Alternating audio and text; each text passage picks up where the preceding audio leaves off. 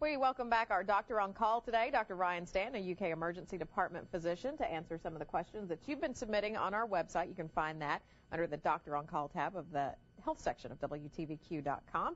We've got some interesting questions, one very timely, certainly with the forecast. This question comes from Danielle, and she wants to know, my mom always said if I went out in the weather, in the cold, I could catch death of pneumonia.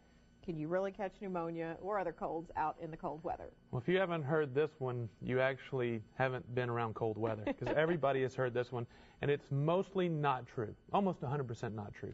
You do not get sick by going outside and playing in the cold. The reason we see increased infections associated with the cold is because the cold brings us all inside.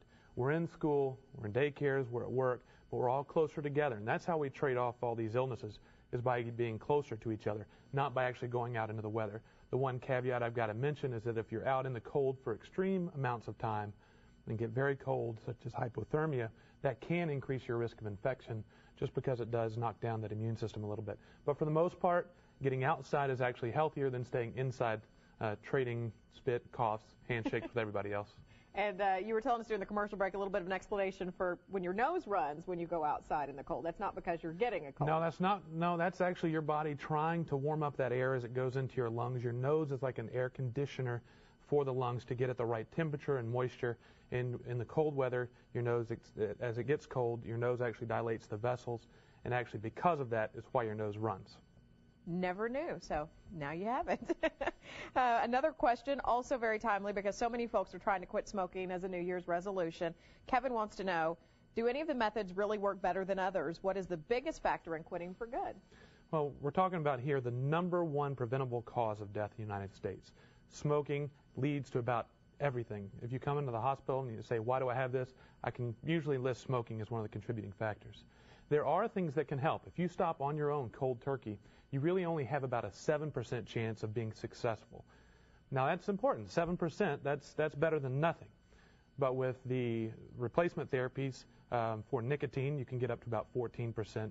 Medications such as Zyban get you about 25%. And then Chantix, which is kind of the new rave, gets you up to about 40% at the end of their treatment. But actually by about a year, that's actually down to about 20 to 25%. So not a lot of success. The two most important things to stop smoking are, one, wanting to stop smoking. You can't have a nicotine gum or patch make you want to stop. You have to be ready to go 100% into it the entire time. And number two is getting into a supportive environment where those that are around you actually support you in your goal to stop smoking for good. We also have a lot of resources with the health department classes being offered and some websites, including some of those that offer information on medications in the health section of WTVQ.com. While you're there, don't forget, you can send in your questions to our Doctor on Call by submitting those in the comments section of the Doctor on Call page. Thank you so much, Dr. Stanton. Thank you. We'll be right back.